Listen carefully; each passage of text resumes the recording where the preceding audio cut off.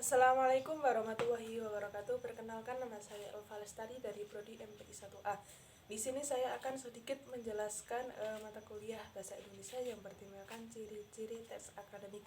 Nah, bagi teman-teman yang belum tahu, pasti bertanya-tanya ya, teks akademik itu apa sih? Nah, jadi saya akan menjelaskan menurut Abidin Yunus dan kawan-kawannya, teks akademik atau karya tulis merupakan tulisan yang membahas ilmu pengetahuan yang disusun secara sistematis dengan menggunakan bahasa yang benar. Jadi bisa kita singkat, itu teks akademik adalah tulisan yang membahas ilmu pengetahuan yang disusun secara sistematis dengan menggunakan bahasa yang benar. Itu adalah pengertian dari teks akademik.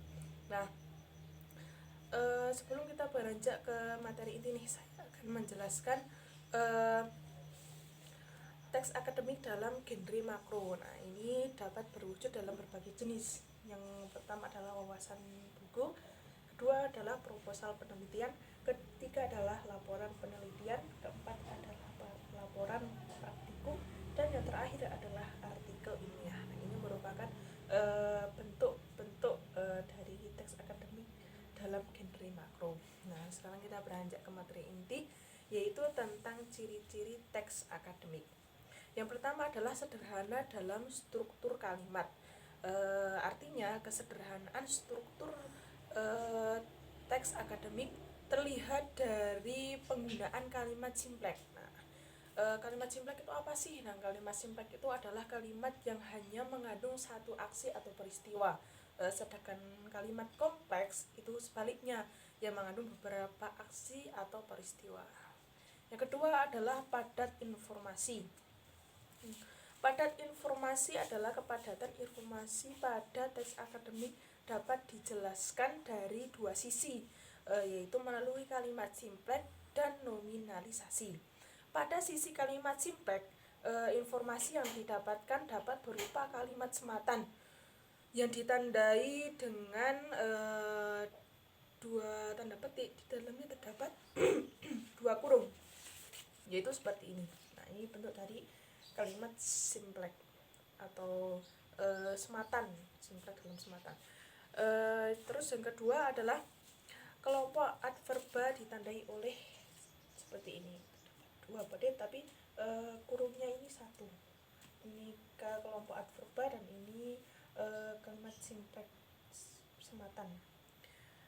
Terus yang ketiga adalah padat kata leksikal, mana kata atau laksem yang sebagai lambang benda, peristiwa, objek, dan lain-lain. Maka ini diambil unsur bahasa lepas dari penggunaan atau konteksnya. Misalnya, katetikus bermakna binatang pengerarat yang bisa menyebabkan penyakit tifus. Nah, ini adalah contohnya. Terus yang keempat adalah banyak memanfaatkan nominalisasi. Nominalisasi itu adalah sebuah penggunaan kata kerja atau kata sifat sebagai kata benda. Contoh, kalimat nominalisasi itu, semoga ujian hari ini diberi kemudahan oleh Tuhan Yang Maha Esa. Nah, ini kata kemudahan ini awalnya adalah mudah, ini menjadi kemudahan. Yang kelima adalah banyak memanfaatkan metafora gramatika melalui ungkapan inkongruen. Dari kata metafora gramatika ini adalah kata yang berubah-ubah sesuai dengan konteks atau bermakna dengan situasinya, yakni tempat, waktu, lingkungan, dan penggunaan bahasanya. Pemakaiannya bisa kita contohkan seperti minum, terus minum-minum, peminum, itu merupakan bentuk dari gramatika. Contoh, polisi menyita beberapa peti minuman keras dari dalam toko itu. Nah, ini kata minuman ini berasal dari kata minum. Yang keenam adalah banyak memanfaatkan istilah teknis. Istilah teknis ini adalah istilah yang sering digunakan dalam teks eksplanasi. Sering juga disebut sebagai kata peristilahan, sesuai dengan topik atau tema yang telah dibahas. Di sini saya akan contohkan sedang membahas soal kesehatan, maka istilah yang bisa digunakan adalah tentang kesehatan, yaitu dokter, terus obat, apotik, penyakit, terus ada suster dan lain sebagainya. Yang ketujuh adalah bersifat taksonomik dan abstrak. Nah, kata taksonomi dan abstrak ini bisa kita artikan sebagai pokok persoalan yang dibicarakan di dalamnya seringkali merupakan hasil pemformulasian nyata menjadi teori. Terus itu merupakan dari pengertian dari abstrak sendiri. Terus kita artikan kalau taksonomi itu pemetaan pokok persoalan melalui klasifikasi terhadap suatu.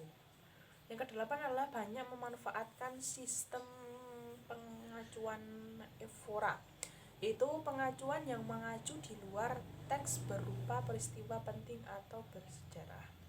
Yang kesembilan adalah banyak memanfaatkan proses relasional identifikatif dan proses relasional atributif.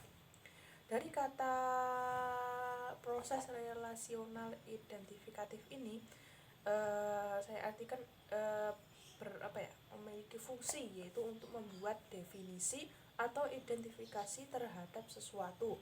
Proses relasional identifikatif untuk membuat definisi pada teks akademik. Nah, jadi kegunaan atau fungsi dari proses relasional identifikatif ini adalah untuk membuat definisi pada teks akademik. Sedangkan proses relasional atributif ini adalah untuk membuat deskripsi dengan menampilkan sifat, ciri, atau keadaan benda yang dideskripsikan tersebut.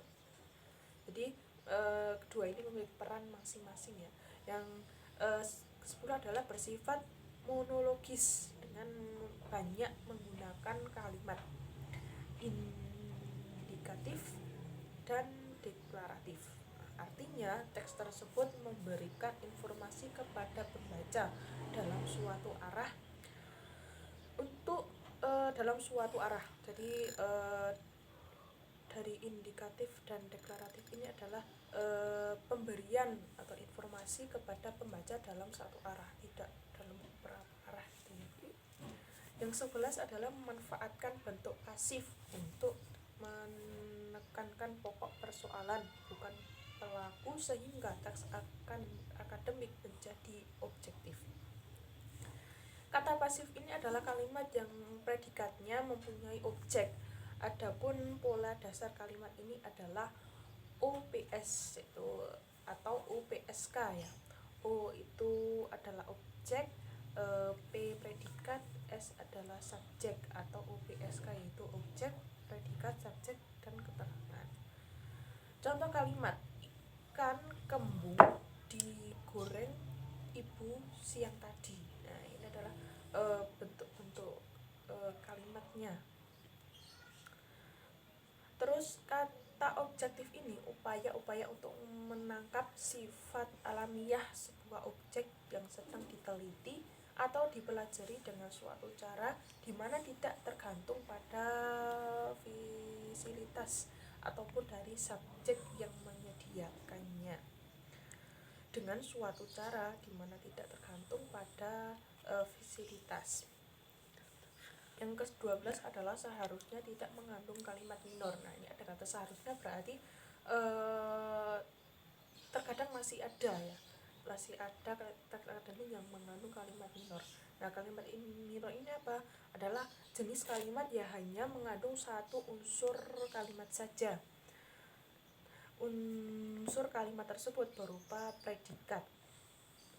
Biasanya kalimat minor dipakai untuk ajakan, seruan, terus tanggapan, pertanyaan, perintah, larangan, dan sebagainya.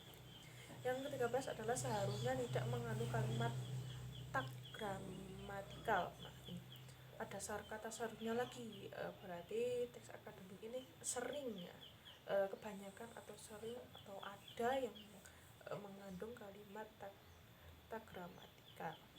Seharusnya kan tidak ya.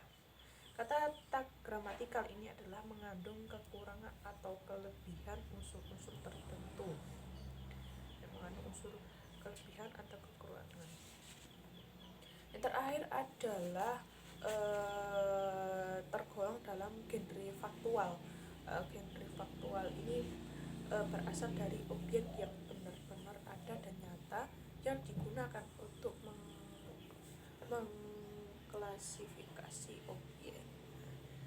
Mungkin ini yang dapat saya sampaikan. Mohon maaf bila banyak kesalahan nih, bila terdapat banyak kesalahan. Saya akhiri. Wabillahi taufiq wal hidayah. Wassalamualaikum warahmatullahi wabarakatuh.